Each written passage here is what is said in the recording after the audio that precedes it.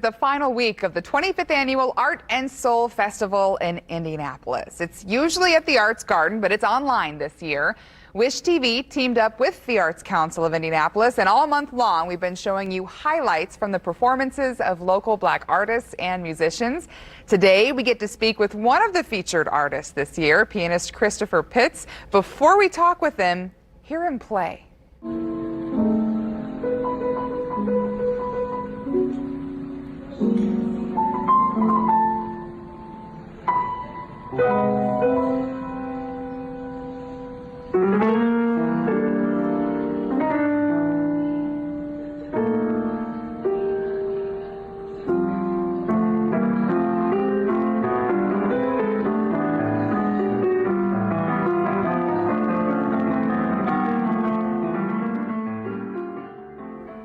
Sets the mood for a comfortable conversation here. Christopher Pitts joining us live. Good morning, sir.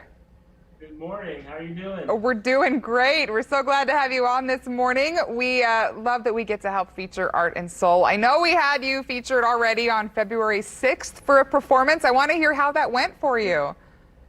Oh, yeah. That was great. That was my trio at the Jazz Kitchen. You guys came down, and so we really appreciate you kind of putting a spotlight on that. But it was a great show. You know, we're doing socially distanced, minimum crowd, but we sold out, and we had a great time. That's great. Now that trio was in person, and this next performance you have, is that just featuring you and your piano? So the next performance will also be a trio performance as well, for the Art and Soul featured artist performance. That's great. So for folks who haven't really got to listen and hear your trio, how would you describe your style and your origins too? Okay, so I mean, you know, we're traditional instrumentation, so we focus a lot on improvisation and in the moment spontaneous creation.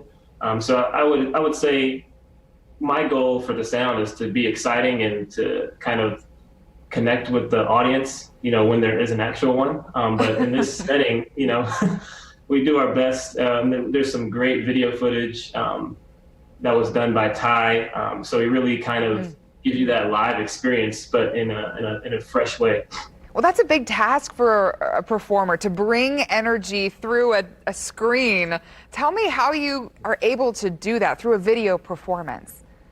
So I don't know, you might have to tell me. It was a new kind of challenge because, you know, usually we feed off the energy of the audience.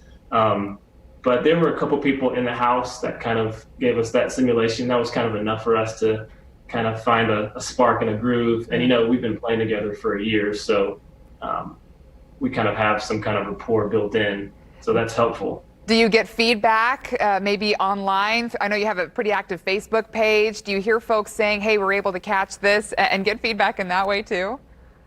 Yeah, actually, I mean, I've had a couple people who've seen it already or heard it. They've given some positive feedback, so that's really helpful. And, you know, having the live performance at Jazz Kitchen, you know, I was able to get some instant feedback, you know, which was helpful. It kind of, because it's kind of a similar performance, we kind of just extended it out.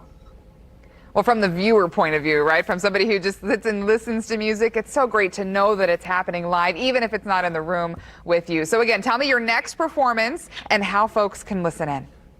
Okay, so actually we have something. I'm going to be playing at the Jazz Kitchen with some friends of mine, the Tucker Brothers group, this Friday, so 7:30 and 9:30. And then also in March, the Groove Quintet will play at the Jazz Kitchen.